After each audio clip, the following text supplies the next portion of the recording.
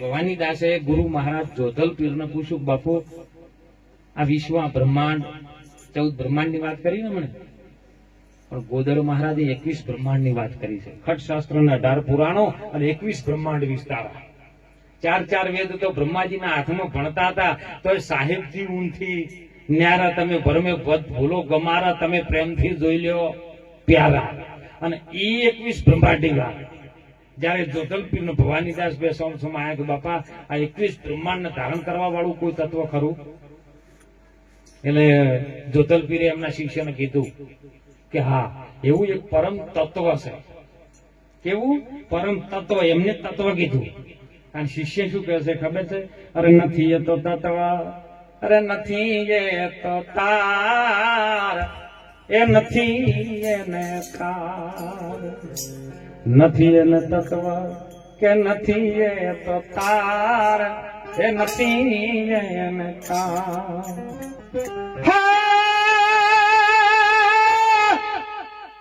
વચન માંથી કોઈ વચન બોલે છે અને બહુ કરે પોકાર, તમે જોજો રે આમાં જંતરી નો બજાવનારો કોણ છે? એ તમે જોજો રે આમાં જંતરી નો બજાવનારો કોણ છે?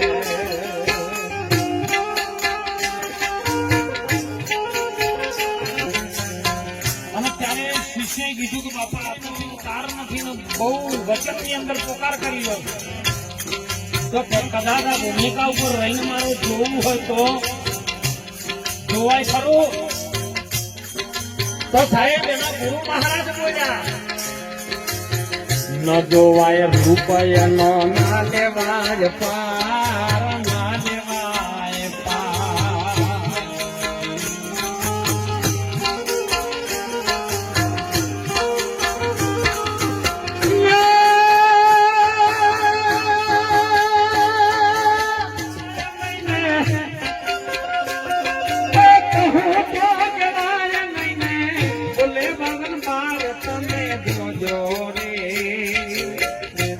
આમાં જંતરી નો બજાવનારો કોણ છે? તારી કાયા નો ચલાવનારો. કે આ તો કોઈક વચન માંથી વચન બોલી રહ્યો છે અને બહુ કરે છે પોકાર. કારણ કે વચન હાર ને વચન પ્રહાર અને વચન કી સબ હે ઢગ ઢેરિયા. કોઈ વચન માંથી વચન ની ખોજ કરી આપે ને યહી સદગુરુ મેરિયા, એને હું સદગુરુ માનું. આપણે બધા બોલે વચન જ છે, પણ વચન ખરો કયો ને એની ભૂમિકા જયારે સમજાઈ જાય ત્યારની વાત. અને ઈ વચન ઉપર જયારે આવે ને તો સાહેબ તમે એમ કહો કે પડદો અડધો કલાકમાં હળગવાનું ચાલુ થાય. પડદો હળગે ના, કેમ હળગે? હે, ઈ વચનની ભૂમિકા છે. આ તો એક ઘોડાના ને ગધાડા ને 2 જણાને ભાઈબંધી થઈ ગઈ. આમ હકીકતમાં થાય નહીં આ 2 જણાને, પણ ભૂલથી થઈ ગઈ. કળિયુગ છે મહારાજ. અને એમાં ગધાડે કીધું ઘોડાને કે ભલા મોણો તમે તો 1 કલાક જો ખારા પ્રોગ્રામમાં જો તમે તો સારું સારું જમવાનું મળે, ગરદણી ચણા મેલે, ગાડીમાં લઈ જાય, ગાડીમાં લાવે, કેટલી સારી સગવડ કરે. અને મને તો ગરદણી મોટી મોટી ગુણે ઉપડાવે, ખાવા માટે હું હાલે શેરડીના હોતા. અને એ 2 તો કમારીને મને તો તગડી મેલે ઉકેડા જતા રહે અને એ જઈને ચરતા હોય. પણ કોક દિવસ તમે ભાઈબંધ થયા છો તો કોક દાડો સારું સારું ખાવા તો લઈ દો. તો ભલા મોણા હું લઈ જઉં ખરો, પણ તું ભૂમિકામાં રહી કે નહીં. અને આ કે ભાઈબંધની તો લાજ રાજ થોડી. અને સમય બન્યો સાહેબ ઘોડો કે હેડતા એક દાડો જઈએ મારા મારો મહારાજના ખેતર જેવું શેરડીનું ખેતર ઉભું છે અને ત્યાં 2 જણા હાર્યા જતા રહ્યા.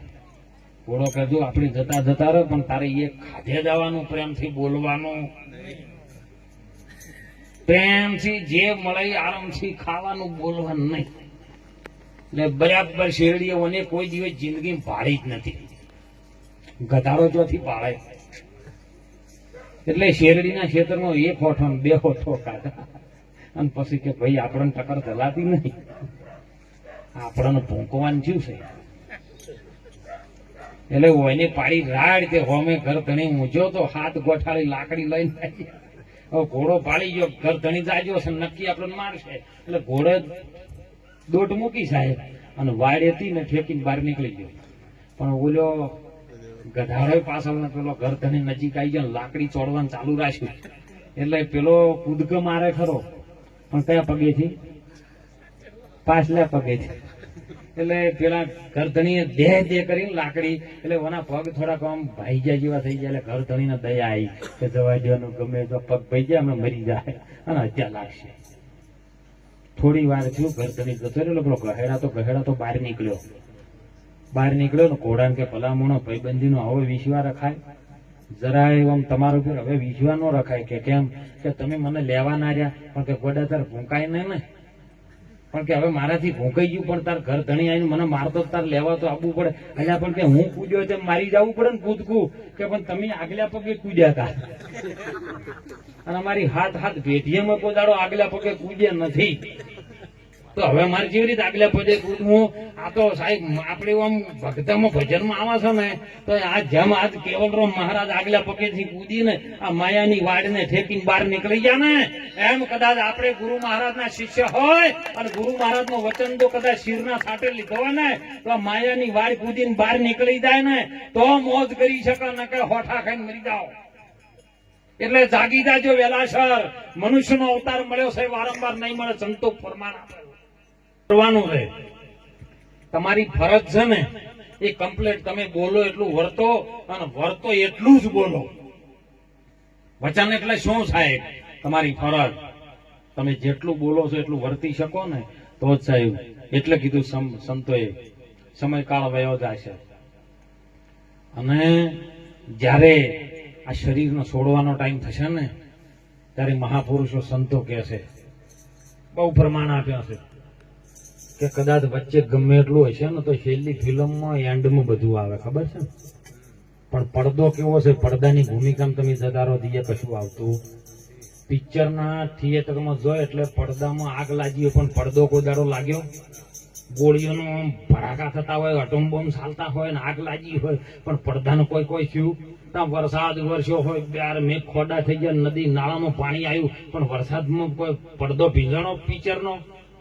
તો ગોળીમાં મારો તો પડદા હું હરી કોદાડો आई એવા પડદા. આ તો પડદે में रहने दे, પડદા જો ખુલ ગયા તો ભેદ.